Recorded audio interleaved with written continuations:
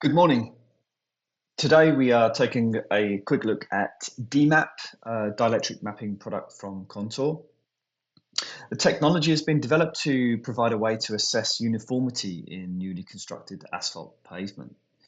Evaluating its quality and consistency, of course, is ultimately what affects its performance and lifespan. So, whilst we process this, this is a section of pavement here we have. This is the footprint.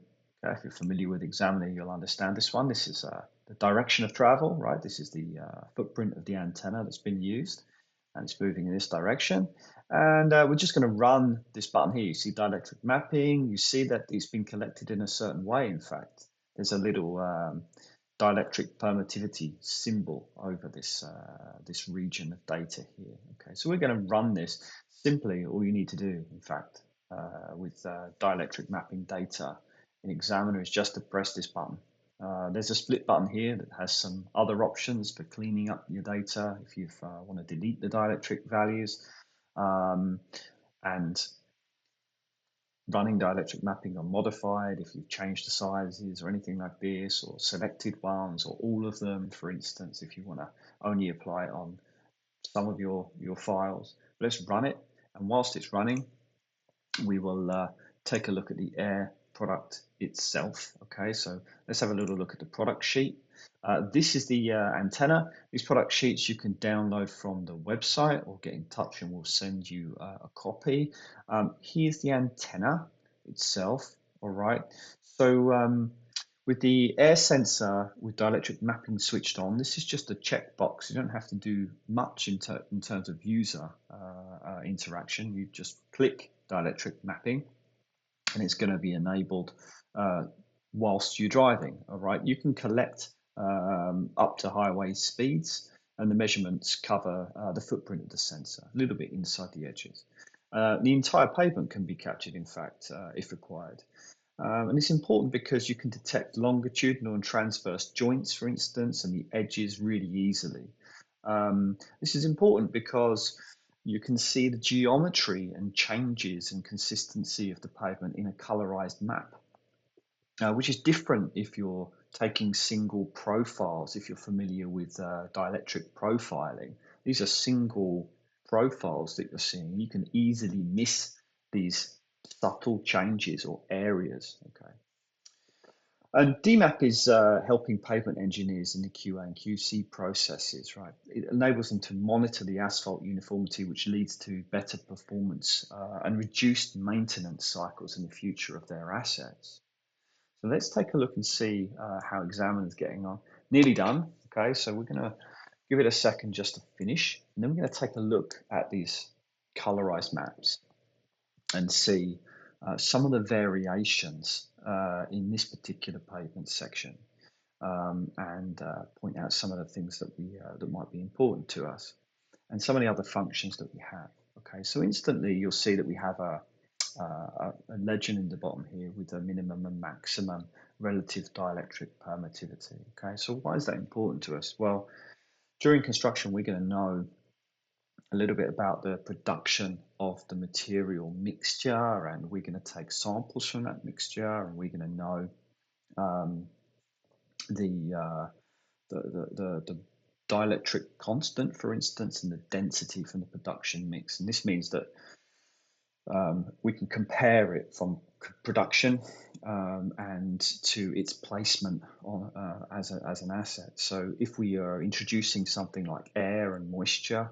during transportation and cooling and then compaction, so as we're placing the asset and we're compacting and we're using rollers and different techniques to place this, we can add things like air, for instance. This is why we're compacting the material.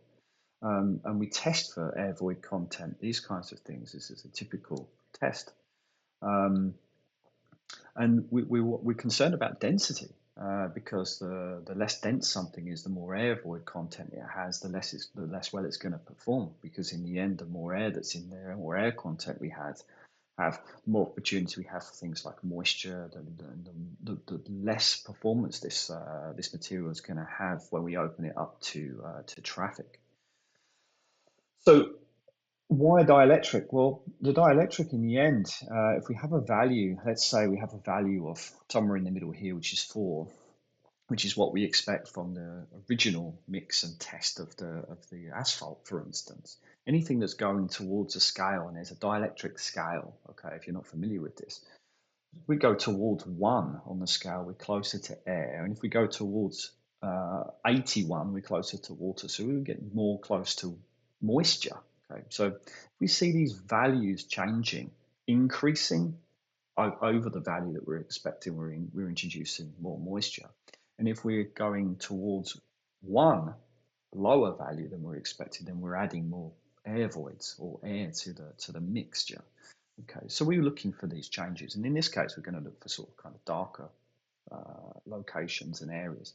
But since we have an array, we can find areas that are really geometries and spatial locations where we have, groupings and joints. For instance, this is a joint that runs right across here. This is a transverse joint, okay? And then we have these kind of shaded areas, right, that will give us some indication of where we maybe have a little bit of a difference in dielectric. Okay, we have a change. Okay, and we're looking for uniformity. Right, that informs our understanding of whether maybe the mixture changed, maybe there was a delay in delivery, maybe the mixture cooled, something might have happened during the construction. Okay, that's interesting to see and monitor what's going on out there. Right? Okay. And you can change these legends to create yourself something that really makes your dielectric, the dielectric properties that you're interested in, stand out really, really well. Okay. The other thing that you can do, which is important, is to introduce known numbers, and that's true with all GPR data. Really, anything that you're going to monitor, it's nice to add some context and known values to tighten up what you're looking at. So we have another feature here with your dielectric mapping survey is that you can bring in your density, and you can also bring in your dielectric mapping information, and you can also bring in density. So we're going to bring in some density examples here to see what that does. So density can be added. This is a percentage, so this would be measured from the material, okay, so that we can compare that to the dielectric as well. All right, so we're going to add those in. I have some here. These are generated by me as an example, okay, but these would be collected during the construction process. All right.